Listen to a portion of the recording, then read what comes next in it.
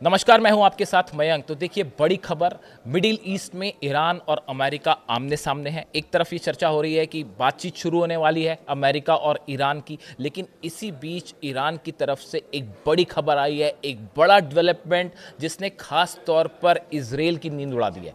और खबर ये है कि ईरान ने अपने पहाड़ों पर तैनात कर दी है फतेह 2 मिसाइल। देखिए, जिस तरह की खबरें आई पिछले चंद दिनों के अंदर, और ऐसा माना जा रहा था कि कभी भी जो है अमेरिका की तरफ से हमला हो सकता है। इसी बीच ये तस्वीरें आई जो आपने भी देखी होगी, हमने वीडियो बना के आपको दिखाया था कि ईरान ने अपनी मिसाइल सिटीज से कई मिसाइलें निकाली और वो जो है अलग अलग पोजीशन पे तैनात की गई, जिसको लेकर ये कहा गया था कि करीब 2000 मिसाइल्स जो हैं वो मिसाइल सिटी से निकाल के ईरान ने तैनात कर दी हैं नई पोजीशंस पे।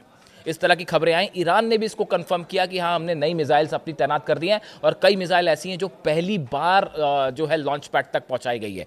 अब इसको लेकर एक बड़ी खबर आई है। बताया ये जा रहा है कि जो जाग्रोस माउंटेन है, जाग्रोस पहाड़ है ईरान का, इसके टॉप्स पर, इसके पहाड़ी इलाकों पर, काफ़ी ऊंचाइयों पर ईरान ने अपनी फतेह 2 मिसाइल्स, अपनी खुर्रम शहर मिसाइल्स और ख़ास तौर पर सेजिल मिसाइल्स, ये 3 मिसाइल्स ऐसी हैं ईरान की जो सबसे घातक मानी जाती हैं, इनको पहाड़ों पर तैनात कर दिया है। अब देखिए, पहले हम आगे बढ़ें, इन मिसाइल्स को पहाड़ों पर क्यों तैनात किया गया और इससे क्या फ़ायदा होगा ईरान को और कैसे भारी पड़ेगा ईरान, उस तक जाएंगे। लेकिन पहले ये जाग्रोस जो माउंटेन है, पर्वत श्रृंखला है, इसके बारे में थोड़ा समझना पड़ेगा।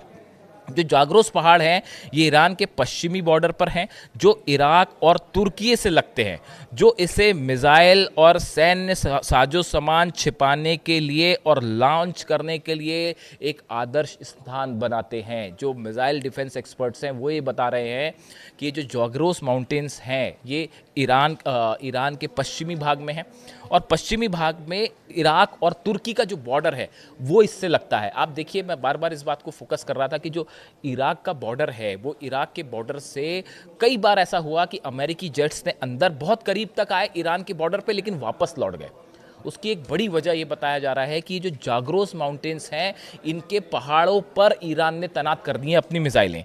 देखिए, ये करीब जो माउंटेन्स हैं ये 3000 से 4000 मीटर ऊंची चोटियां हैं इसकी। 3000 से 4000 मीटर जो इसकी उसकी जो ऊंचाई है, जो इसके माउंटेन्स हैं वो करीब 4000 मीटर तक ऊंचे हैं। और सबसे खास बात यह है कि इस पर अगर आप मिसाइल्स को तैनात कर दें, लॉन्च पैड्स पे अगर यहाँ लॉन्च पैड बना के मिसाइल्स तैनात कर दें, तो सामने वाला देश कभी पता ही नहीं लगा पाएगा कि मिसाइल्स कहाँ से फायर हुई।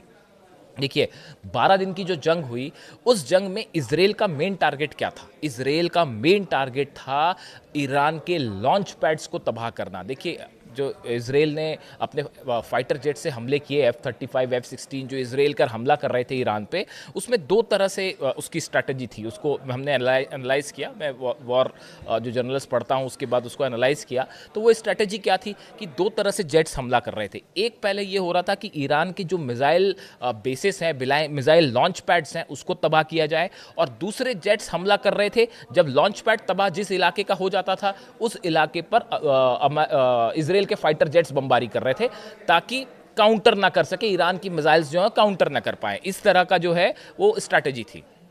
करीब 500 ऐसे लॉन्च पैड्स थे जिसको 300 से 500 जिसको टारगेट किया था इजराइल ने। ये सब के सब पहले ठीक किए गए, और ठीक ही नहीं किए गए, बताया जा रहा है कि एक्स्ट्रा 250 से 300 नए लॉन्च पैड्स तैयार कर लिए गए। यानी आप समझिए, कम से कम 800 लॉन्च पैड्स ऐसे हैं जो अब टोटल ईरान ने तैयार किए, और उसमें जो नए लॉन्च पैड्स हैं वो ये जाग्रोस जो माउंटेन्स हैं इसमें तैनात की, इसमें बनाए गए हैं। अब देखिए, ये जाग्रोस माउंटेन मैंने आपको बताया 3000 से 4000 मीटर इसकी हाइट है। अब इसके बारे में एक कुछ समय पहले एक बयान आया था, ये हालांकि कुछ समय पहले का बयान है, मैं आपको पढ़ के बताऊं। The Islamic Revolutionary Guard Corps has built extensive missile cities deep underground to survive air strikes. ये जो जाग्रोस माउंटेन्स हैं इसके नीचे ही ईरान ने अपनी कई मिसाइल सिटीज बना रखी है। 1-2 नहीं, वो जो आप वीडियो देखते हैं मिसाइल सिटी का, आपको क्या लगता है कि बस वो 1 या 2 मिसाइल सिटी है ईरान के पास? इस जाग्रोस माउंटेन श्रृंखला के नीचे, इन माउंटेन्स के नीचे कई मिसाइल सिटीज हैं जिसमें कई इलाकों में अपनी मिसाइल्स हैं।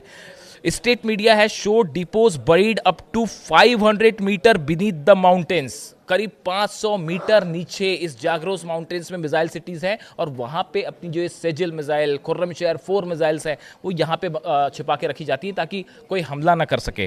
Protecting thousands of ballistic missile from conventional bombardment, जो कन्वेंशनल बम्बार्डमेंट यानी जो F-35 या F-16 जेट से जो बम गिराए जाते हैं उससे ईरान की मिसाइल्स को और बेसिस को नुकसान ना हो, इसलिए उन्हें 500 मीटर ज़मीन में जाग्रोस माउंटेन के नीचे बनाया गया है।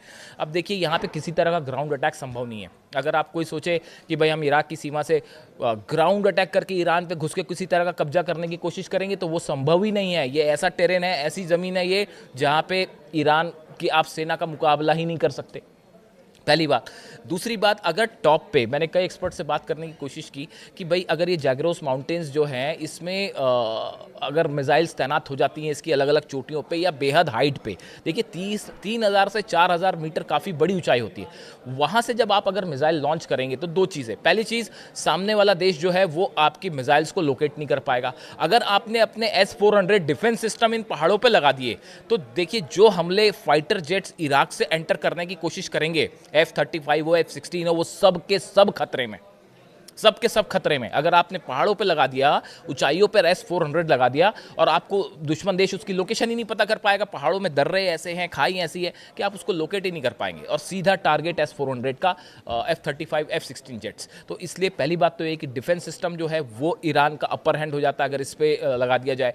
दूसरा, इससे मिसाइल्स अगर फतेह 2 या सेजिल जैसी मिसाइल्स फायर की जाएँ तो अमेरिकन बेसिस को टारगेट करना और आसान हो जाएगा और वो ज़्यादा डेडली अटैक कर पाएंगी। इसीलिए ये मान के चल रहे हैं एक्सपर्ट की जो जाग्रोस माउंटेन्स हैं इस पे पहाड़ों पर मिसाइल तैनात करना, इस पे जो है डिफेंस सिस्टम्स की मिसाइल्स तैनात करना। मैं लेबनान के कोला एरिया में हूं और आप देख सकते हैं कितनी तबाही हुई है यहाँ। मुश्किल कर दिया है। शायद यही वजह है कि एयरक्राफ्ट करियर अब्राहम लिंकन आया और ये भी इस तरह की खबरें आई कि इस बार अगर अमेरिका अटैक करता है तो वो सबमरीन से हो सकता है और टॉमहॉक मिसाइल्स जो हैं उससे अटैक हो सकता है बजाय जॉर्डन से एयर स्ट्राइक करने के या अल उदैद बेस से या इराक के किसी बेस से अटैक करने के। तो यही वजह है कि इस बार ये खबरें आई कि नेवी से अटैक हो सकता है।